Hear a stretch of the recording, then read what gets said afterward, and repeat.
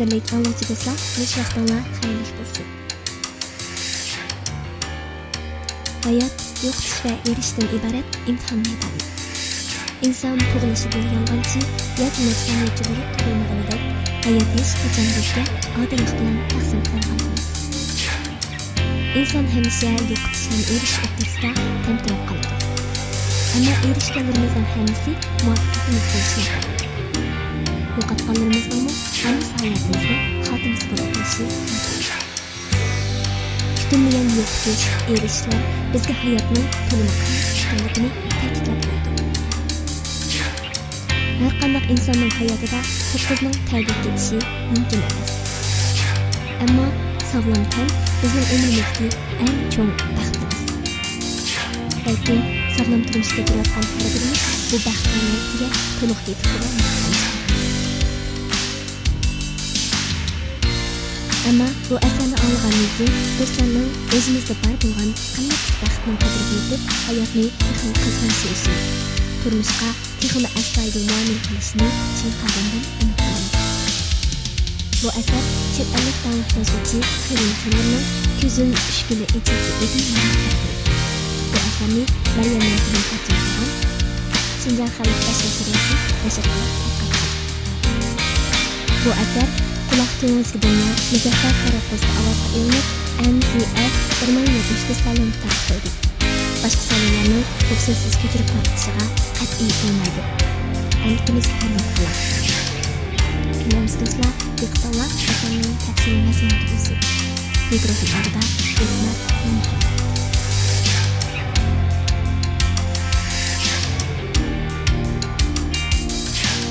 Birinci bölüm Haluk Hızlı Yorukluk ve Avaz.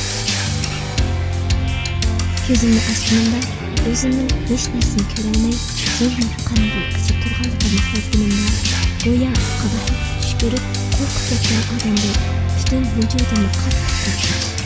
Etkisiz kaygı hasret etmiş. Bu hissiyatımın bütün hayatımda zadeli ettik gider. Ben 1980 yılı 6. ayının 27. günü Amerika'nın janubidagi Alabama ştatının Tustin'dan hayatımın dastlabki mezgili oddiy ve odatlikcha bo'lib, oilamizdagilar tunji farzand tug'ilgan oilalarga o'xshashlar nihoyat shodlanardi. Tunji bola bo'lgan ma'lum qo'shiq kelganda hamma odam jihtlashgan turibdi. Ko'p talashlar ishlar turibdi. Chunki hamma odam o'z topgan ismini bir xosiyatli yaxshi deb qaraydi ekan. Oxirida ko'pchilik opamning orzusi bo'yicha menga Xirin opa degan ismni qo'yibdi. Keyin ko'pchilikning cherkovga opirib cho'qinish uchun paygidek bo'ldi. Intayin xushal bo'lib ketgan dadam cherkov borgacha yo'lda ismini unutib qoldi. Pastor undan bu vaqtning ismi nima deb so'raganda jiddiylashib hayajonlanib ketgan dadam istiqlol Xirin Adamis deb tutdi. Shuning bilan mening ismim Xirin Adamis bo'ldi. Uydagilarning deb berganlaridan shuni ustundimki, men 6 oylik bo'libla chay, yaxshimisiz degan gaplarni go'rab qildim. Hatto suv degan so'zni bir yoshga kirmay turibla deydigan ekanman. Kasal bo'lib saqlagandan keyin nurg'un so'zlarni qilishni unutib qolgan bo'lsam, suv degan so'zni hozirgacha unutib qoldim. Uydagilar menga yana bir yoshga kiribla yig'imchimanlikni aytgan.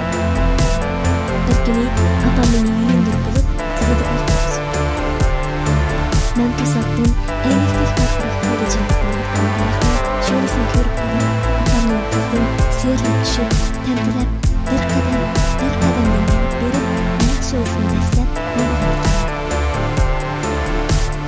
Yaxshi kunlar o'zimga o'tdi. Men tug'ilib 2 oyda tuyuqsiz qattiq og'rib qolib, qizib ketdim. Doktorlar kasalimga jiddiy xarakterlik oshqozonga qon to'lish va menga qon tushish kasali deb diagnoz qo'yibdi hamda meni qutuldirib qololmaydiganligini aytdi. Ammo bir atganligi qizimam tuyuqsiz qaytibdi. Bu mo'jizadan oiladagilarning qanchalik hayron bo'lganligi va shodlanganligini so'zlashga til ojizlik qilar ekan. Biroq bu qitim qattiq qizg'in tufayli men ko'rish va anglash iqtidorimdan butunlay mahrum bo'lib, yangi tug'ilgan bo'g'aqdek bo'lib qoldim. Halbuki buni oilamdagilar, doktorlar faqatla bilmabdi. Shu qitim qattiq og'riqanim helim xira yodimda.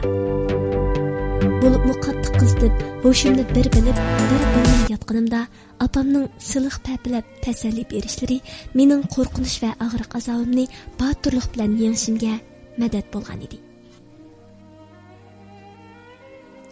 Helimi esimda.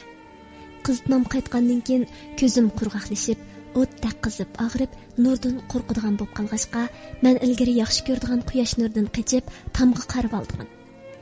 Yoki bulung pishqoqlarda tugilib o'ltirib olgan bo'lib qolgan edim. Keyin ko'rish quvvatim barbara ajizlab, quyosh nurini asta-asta sezmas bo'lib qoldi. Bir kuni ko'zimni ochganimda o'zimning hech narsani ko'ra olmay, zulmat qorong'ulik ichib turganligimni sezganimda, go'yo qabohatli tush ko'rib, qo'rqib ketgan odamdek butun vujudimni qattiq qo'rqinish, aytqisiz qayg'u-hasrat ilkiga oldi. Bu xil hissiyotni men butkul hayotimda zodil unutib ketolmadim.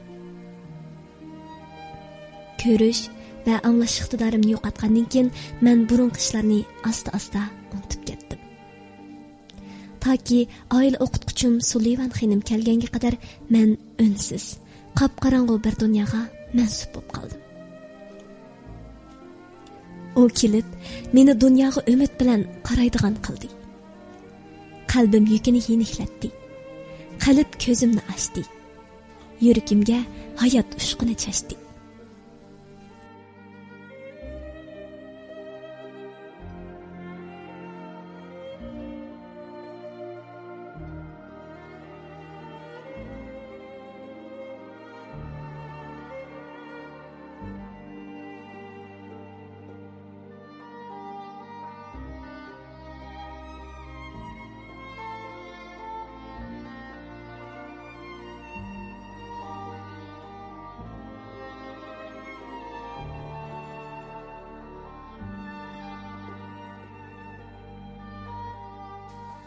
Yangi hayot baxsh etguchi. Suv ruhimni uyg'otdi. Menga yorug'lik, umid, shodlik va erkinlik baxsh etdi. 1887 yili 3-oyning 3-kuni o'qituvchim Anni Sullivan bizning oilamizga keldi.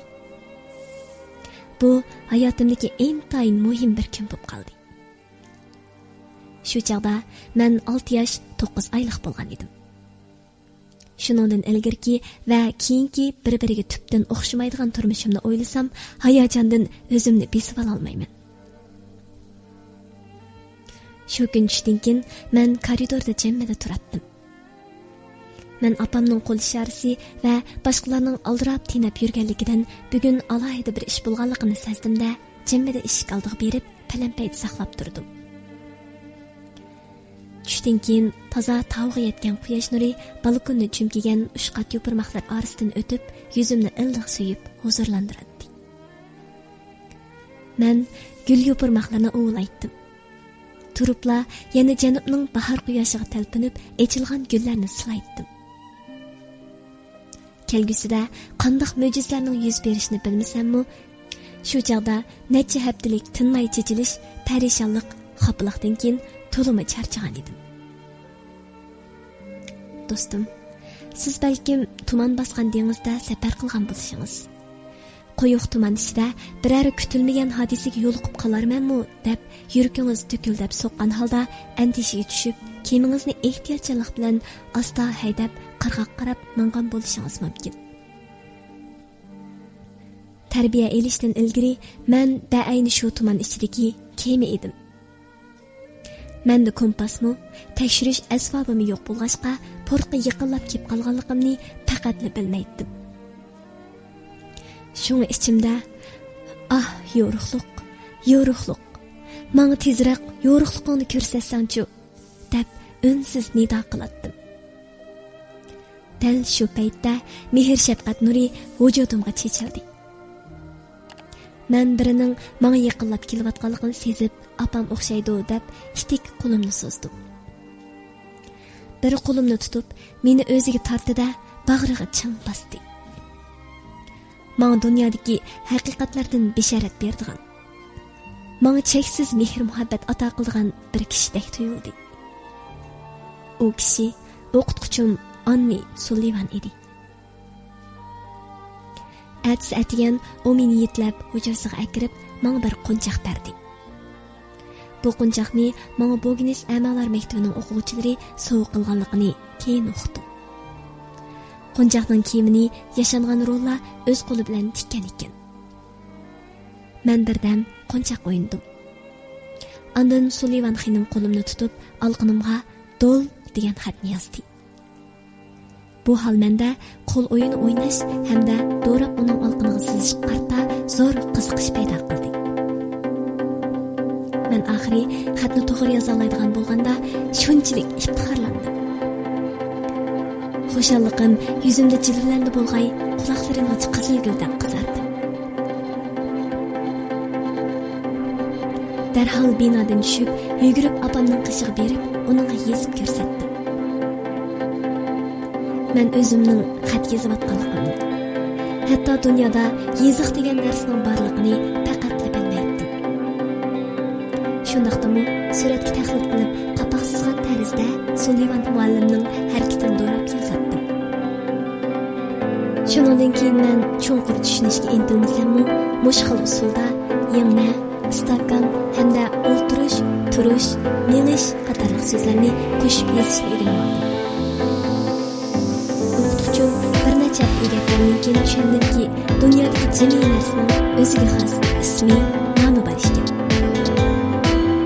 Bir kun Sullivan xonim menga yangi va yo'g'on bir qo'nchoq berdi. Shundaqla bir qo'nchoqni aklab, qizimga qo'yib bo'lgandan keyin qo'limga "Dol" degan so'zni yozdi.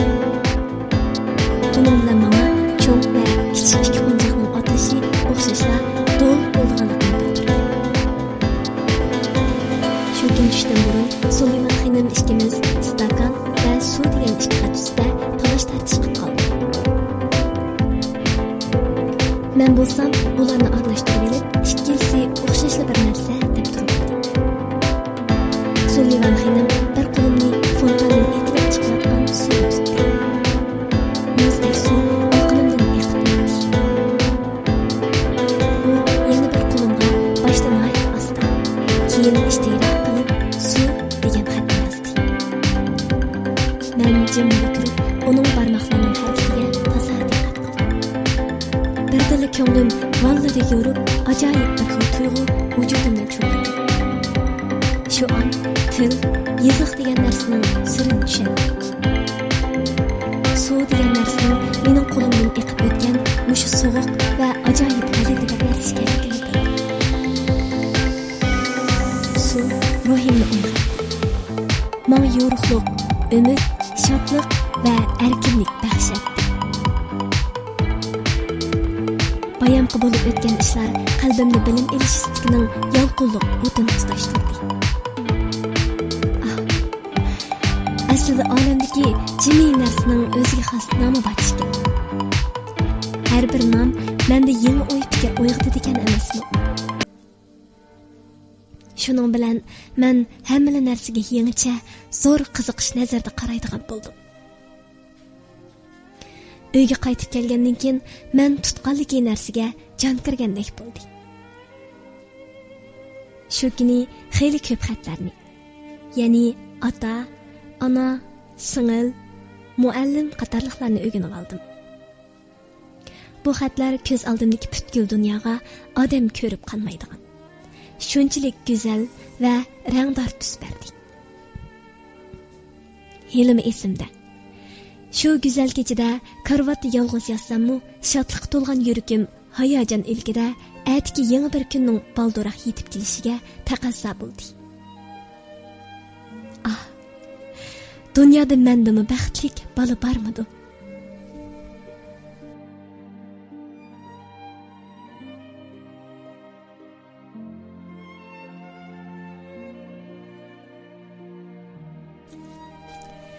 Qadirlik anlıqçı dostlar, yuqurda Xelinkillerning Ko'zim 3 kunla echilsa edi nomli asarning birinchi qismini anlatib o'tdik.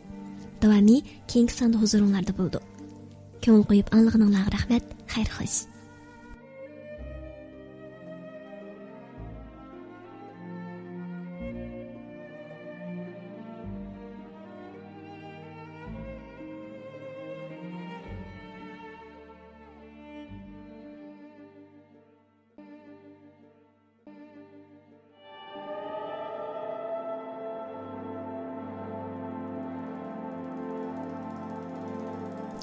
Qadirlik anlıqçı dostlar, məşi vaxtınlar xayrlik bolsun.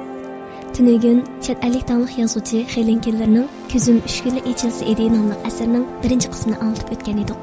Bugun huzuringlarda bo'lgani shu asarning davomi. Qiynamsiz dostlar, diqqatinglar tafsiliy mazmunda bo'lsin. Mikrofon oldida Gulxumar Nurmuhammad.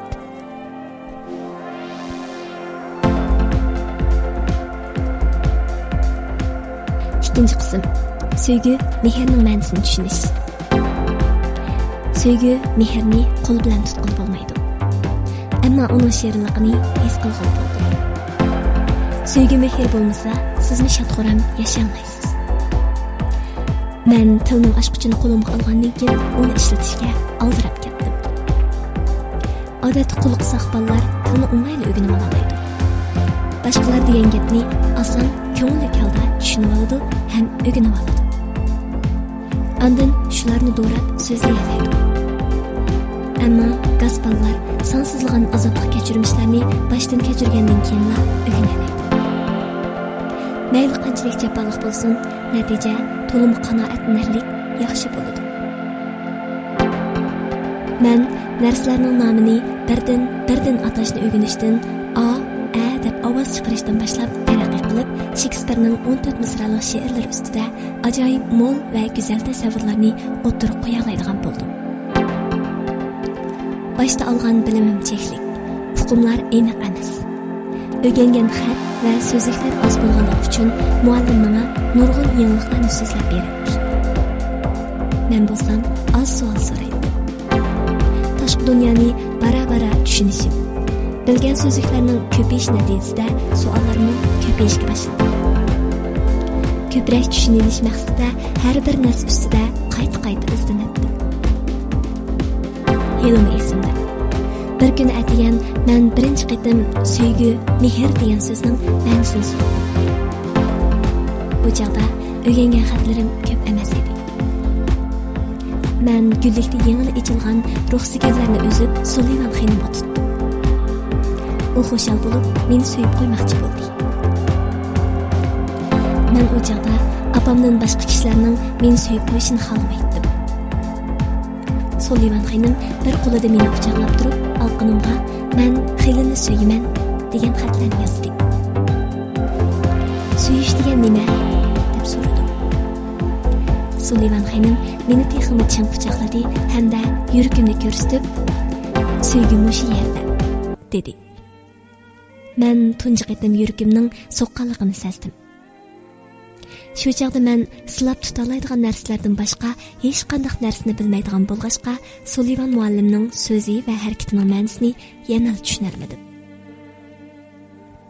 Men uning qo'ldagi ruxsigulni purab qo'yib, yeziq aralash qo'l isharati bilan "Gulning hidi suyish degan gapmi?" deb so'radim.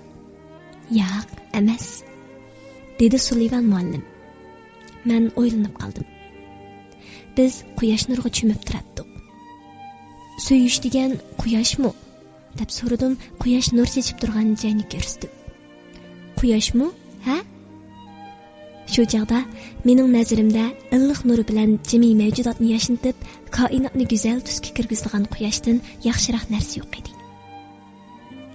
Ammo Sullivan xonim beshini chayqadi. Men g'angrab qoldim va umidsizlandim.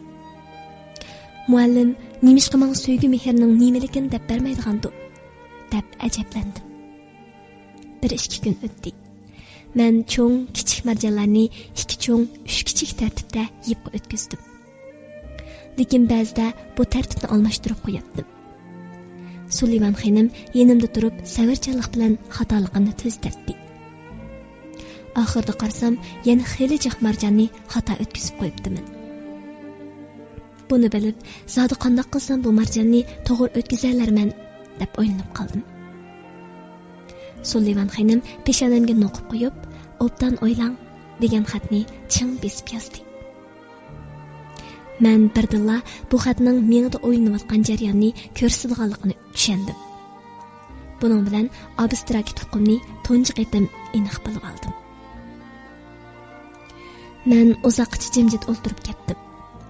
Kallamda marjonni qandoq o'tkazish emas, balki sevgi, mehr degan so'zga yangicha bir ko'z qarash bilan tushuncha berish o'yi kezatdi. Bu kuni havo bulutli edi. Turib-turibla sim-sim yomg'ir yog'adi. To'satdan quyosh nuri bulutlarni yerib chiqib, zaminni vallada ko'rdi. Men muallimdan so'radim. Söyish, mehr deganimiz quyoshmi?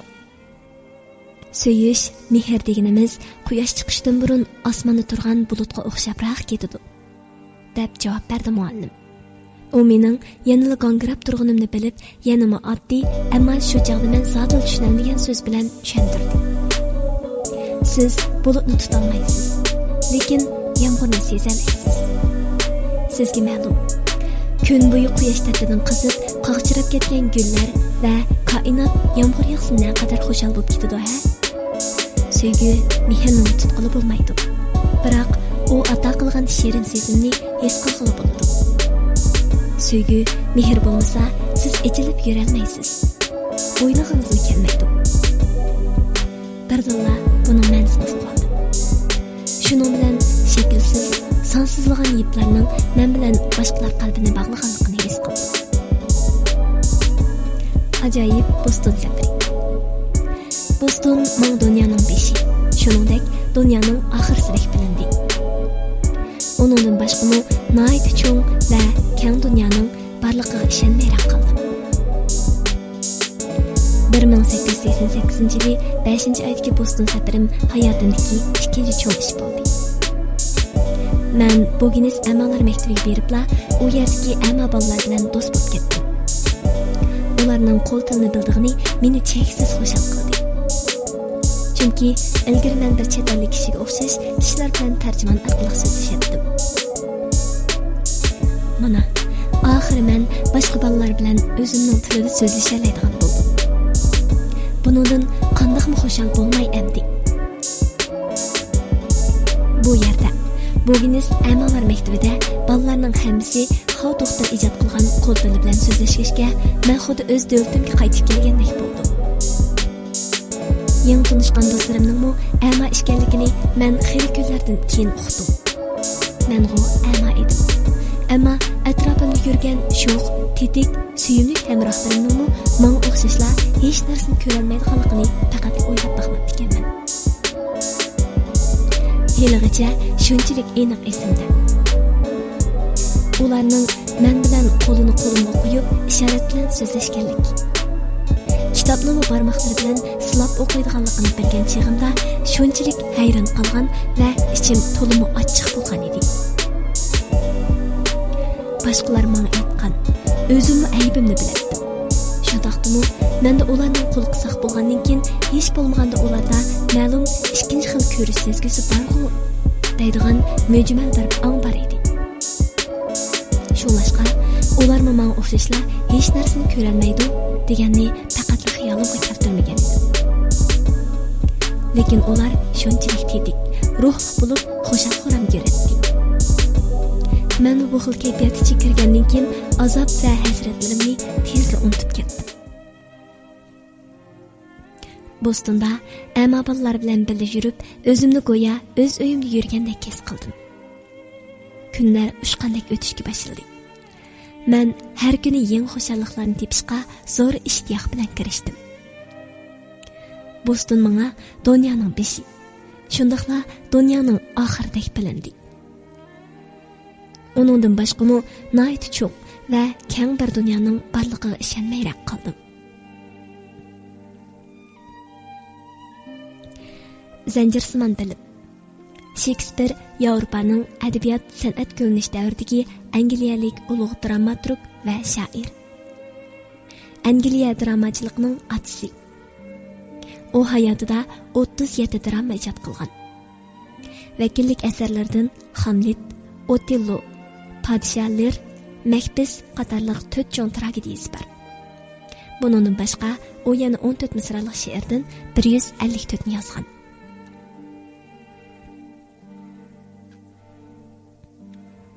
İkinci bölüm. İşenç ve ümit. Sözleşni öğreniş. U dastlabki bir ig'iz so'zni qilganda xo'shallikdan butun badaniga tarigan shirin sezimni har qanday qilibmi unutib ketolmaydi. 1890-yili bahor. Men so'zlashni o'rganishga kirishdim. Chunki menda burunli ovoz chiqarishdek kuchli istak bor edi. Men doim bir qo'limni gilimga, yana bir qo'limni eg'izimga qo'yib, ancha-muncha ovoz chiqaratdim. Har qanday ovozga kuchli qiziqishda bo'lardim. Mushuk miyovlasa, it qovsa, ularning eg'izini silab baqatdim. Biri naqshi etsa, uning gelini. Pianino chalsa, uning tillarini silab beqishni yaxshi ko'ratdim.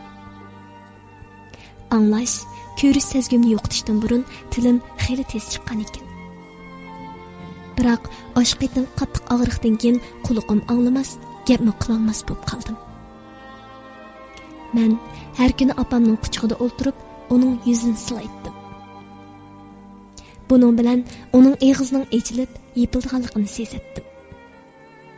Bu ish menga qiziq tuyuladi.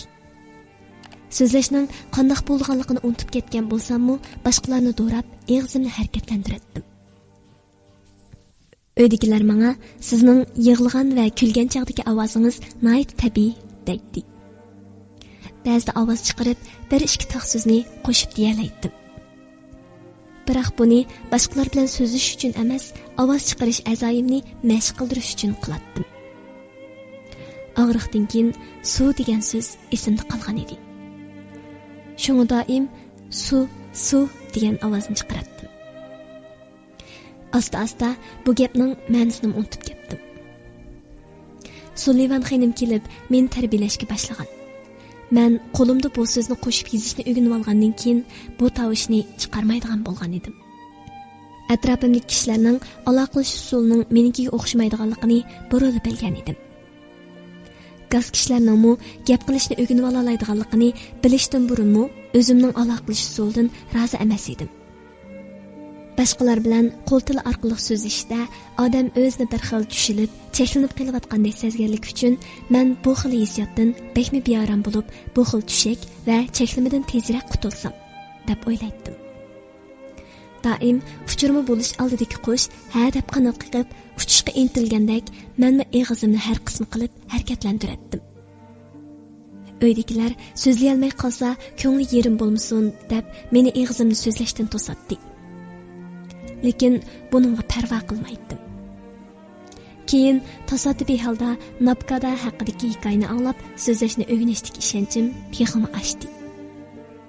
1890-yili o'z vaqtida ro'lanni o'qitgan Lamsun xonim Norvegiya bilan Shveysariyadagi ziyoratini tugatib, qaytib kelibla men bilan ko'rishib, Norvegiyada Nabkada ismli ama ham Gasper qiz bor ekan. U hozir so'zlashni o'rganyapti, dedi. U gapini tugatgich orliqda men ichimda eg'iz so'zlashni cho'qim o'rganib olaman deb niyat qildim. Shuning bilan Sullivan xonimga meni Bostondagi Xoras maktabining mudiri Sarafori xonimning qishig'i optiring, uningdan menga yordam qilishni, meni o'qitishni iltimos qilayli deb turib oldim. Bu muloyim, mehribon xonim meni o'z tarbiyalaydigan bo'ldi. Shuning bilan 1890-yili 3-oyning 26-kunidan boshlab uningdan so'zlashni o'rganishga kirishdim. Fori xonimning o'qitish usuli mundaq bo'ldi. U tovush chiqargan chaqda qo'limni yuziga silg'izib, menga til va eg'izning qanday harakatlanganligini his qildirdi. Men butun zehnimni yig'ib, uning harakatini do'rab, bir soatga qolmayla M, P, A, S, T, L qatorliq 6 harfni deyalaydigan bo'ldim. Fori xonim menga jami 11 dars o'tdi. Buni men umr bo'yi unutmayman. Birinchi qitim havo nayta illiq degan so'zni qo'shib deyilgan chaqdimi xushalliqim ajoyib zo'r bo'ldi. Gerçi harflarni bir-birlab deb, ondan qo'shib, hajlab so'zlagan bo'lsam-mu, nimali degan bilan bu odamning so'zi edi. Men shu chaqda qandaqdir bir kuchning meni ruhiy asoratdan qutuldirib chiqib, mushu uzuk til belgilarini qo'llanib, mukammal bilim egillash va e'tiqodga ega bo'lish imkoniyatiga ega qilganligini tonib yetdim. Agar bir gospala ilgari o'z zodil anglamagan so'zlarni eg'izi bilan qilish, Güristanlıqdek timtas dunyodan chiqib ketish, mehr shafqat, illiqlik bo'lmagan, uchar qushlar, hasharotlarning muzikadek yaqinlik navolari, go'zal muzik sadolari bo'lmagan turmushdan chiqib ketishni taqozolik bilan orzu qilsa, u holda u dastlabki bir eg'iz so'zni qilganda xushalliqdan butun badaniga taragan illiq sezimni har qanday qilib unutib ketolmaydi. Mana shunday odamlarla mening naqadar tashnoliq, taqozolik bilan qo'nchoqlar, o'yinchoqlar, toshlar, dal-daraxtlar, qushlar hamda gap qila olmaydigan hayvonlar bilan so'zlashganligimni biladi. Ana shunday odamlarla singlim uning bilan salomlashganda qilgan so'zimni o'qqanda, itning buyruqimga itoat qilganligini bilganimda qanchalik xushal bo'lib ketganligimni obdan tushundim. Men hozir go'yo qanot chiqargandek boshqalarning tarjima qilishiga qarab o'tirmay, o'zim bevosita so'zlashalaydigan bo'ldim. Bu tufayli erishgan xushallikni til bilan tasvirlab bera olmayman. Hozir bir yoqdan o'ylanib, bir yoqdan so'zlayman. Ilgari qo'l tili bilan so'zlashganda buni har qanday qilib o'rindab ketolmaydim. Ammo mening rostdil so'zlay oladigan bo'lganligimni hargizmi qisqa vaqt ichida amalga oshgan ish deb qalmanglar. Men faqat so'zlashning asosiy mahoratlarini o'rgandim. So'zimni hozircha Fori xonim bilan Sullivan xonimlar tushunalaydi. Boshqalar bo'lsa yerim yodila tushunadi. Men bu til, ahang asosiy mahoratlarini o'rganib oldim. Biroq Sullivan muallimning talanti va qat'iy bo'shashmasdan qilgan tirishchiliklari bo'lmagan bo'lsa, bunday ravon so'zlashni men buncha tez o'rganolmagan bo'lardim. Başta men kecha kunduzlab mashq qilish orqali eng yaqin do'stlarim gapimni tushunalaydigan holatga yetdim.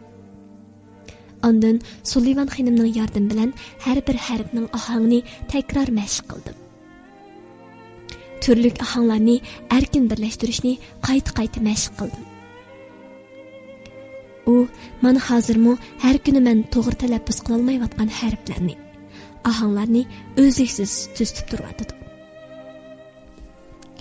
Buning nimadan derak berganligini va buning uchun qanday qiyinchiliklarni yengishga to'g'ri kelganligini faqat gaskachi bolalarga gap qilishni o'rgatgan kishilarla tushunalaydi va haqiqiy his qilib yetalaydi.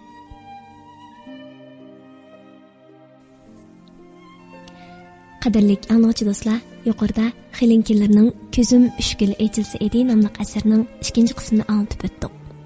Davomi aytkizanda huzuringlarda bo'ldi. Yoqtirib anglag'aninglarga rahmat, xayr xo'sh. Quloq tuyg'usi dunyo muzaffar taratqusi.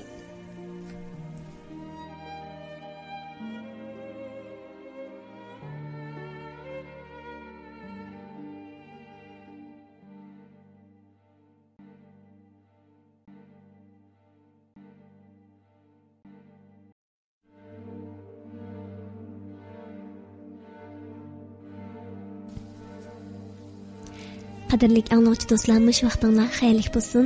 Biz tunugungi anglitishimizda dunyoga taniqli yozuvchi Xilinkinlarning Ko'zim 3 gul echilsa edi nomli asarning 2-chi qismini anlatib o'tgan edik.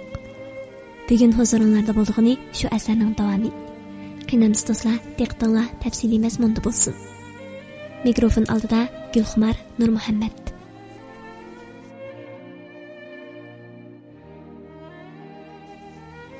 Men Sullivan xonimning yelning titrishi, eg'iz harakati va chiroy ifodasini butunlay barmoqlarimning sezgisi orqali bilatdim. Lekin bu sezgi ko'p hollarda to'g'ri chiqmaydi. Bunday ahvolga yo'liqqan chaqlarimda to'g'ri talaffuz qilg'ili, to'g'ri ohang chiqarg'ili bo'lmaydigan so'z jumlalarni soatlab toki ohangni to'g'ri chiqardim deb qarg'an qadar takror mashq qildim. mening vazifam mashq qilish, yana mashq qilish edi. Meni ko'pincha mag'lubiyat va harg'inlik yiqitib qo'yatdi. Biroq yana ozroq bardoshlik bersam, to'g'ri talaffuz qila olmayman. Meni yaxshi ko'radigan kishilarga ilgirlayotganligimni ko'rsatalayman degan o'y bilan o'zimni g'ayratlantirib, kuch-quvvatga to'latdim. Ularning mening muvaffaqiyatlarimdan suyungan chog'dagi xush tabassumini ko'rishga intizor bo'ldim. Singlim mening gapimni uqalaydigan bo'ldi. Mana bu mening barliq qiyinchiliklarni yengishimga ilhom baxsh etgan qat'iy e'tiqodim bo'ldi. Men doim xushalligimni ichimga sig'dira olmagan holda, men endi gacha emas degan so'zni og'zimdan tushirmaydim. Apam bilan erkin so'zlashalaydigan.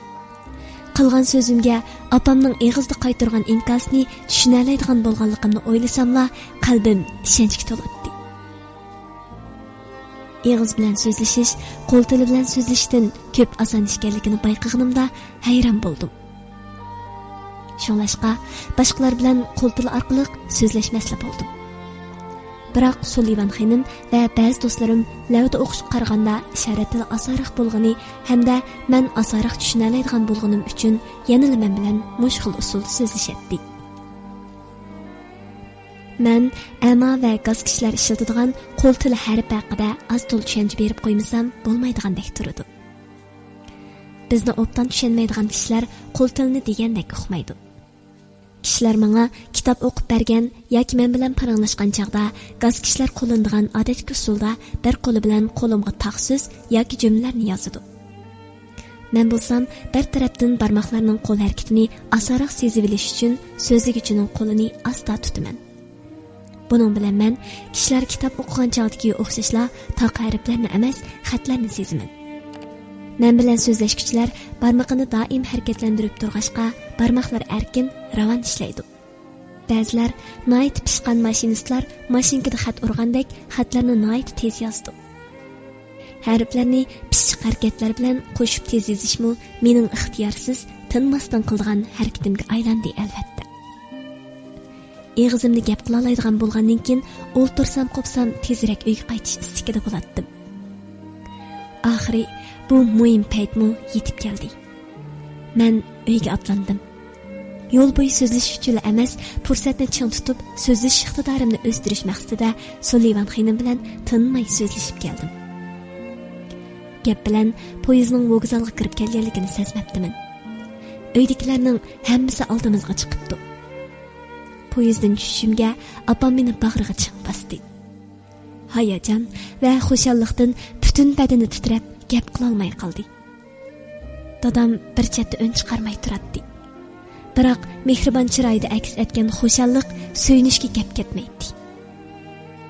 Hozirga qadar shu chog'dagi manzarani eslaganimda ko'zlarim yoshga to'ladi. Ishonch va umid. Daryo iqinlarning qiyotoshlardan qanday eqib o'tadiganligi, tog' edirlarning qanday shakllanganligi hamda insonlarning o'zining qudratli bo'lgan tabiat ustidan qanday g'alaba qilganligi menga obrazliq va jonliq ta'sirli yiziqlar orqali namoyon bo'ldi. 1894 yozda men Shotgo'yda o'tkazilgan birinchi qitimliq Amerika bo'yicha gazlar tili o'qitishini ilgari surish yig'inida qatnashdim. Keyin meni Nyu-York shahridagi Light Humazun gazlar maktabiga kirib o'qishga o'rinlashtirdi.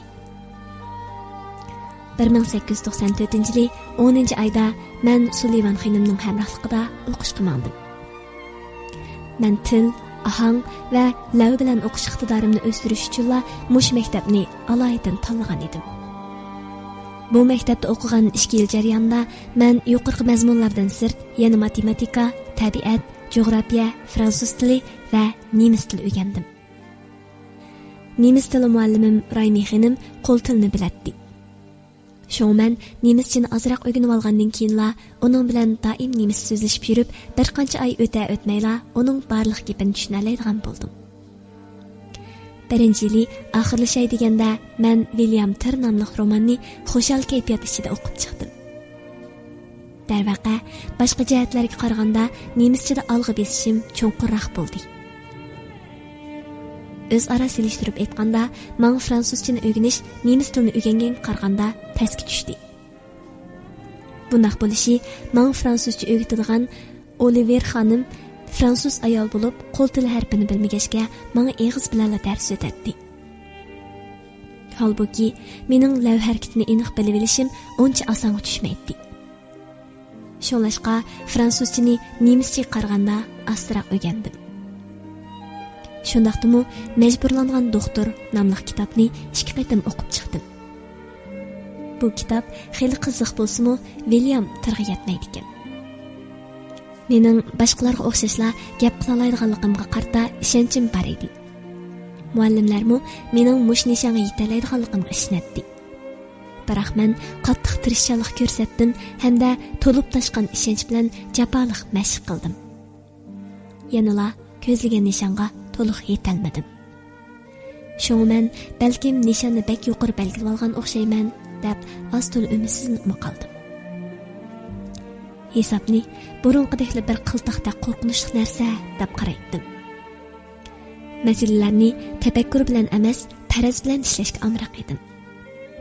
Bu aybim va galliqim o'zimni va muallimni xeyli qiynadi. Mushundaq umidsizliklar hamisha degidek meni tushkunlashtirib, ma'yus qilib qo'ysa-mu boshqa fanlar.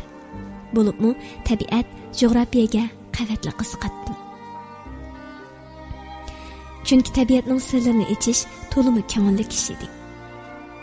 Bo'ronning taraf-tarafda qandoq chiqadiganligi, parning zamindan ko'kka qandoq ko'tarilib chiqadiganligi, daryo iqinlarning qiyo va toshlardan qandoq eqib o'tadiganligi, tog' edirlarning qandoq shakllanganligi hamda insonlarning o'zidan qudratli bo'lgan tabiat ustidan qandoq g'alaba qiladiganligini menga obrazliq, jonliq va ta'sirli yiziqlar bilan tasvirlab berdi. Untulg'isiz Cambridge qizlar maktabi. Men Cambridge o'tir maktabida tunji qitim ko'rish, anglash sezgisi normal tangtish qiz o'quvchilar bilan birlikda turmush kechirish lazzatidan bahramand bo'ldim. Men Harvard universitetining Wycliffe institutiga kirib o'qishga tayyorlik qilish uchun 1896 yil 10-oyda Cambridge qizlar o'tir maktabiga kirib o'qidim.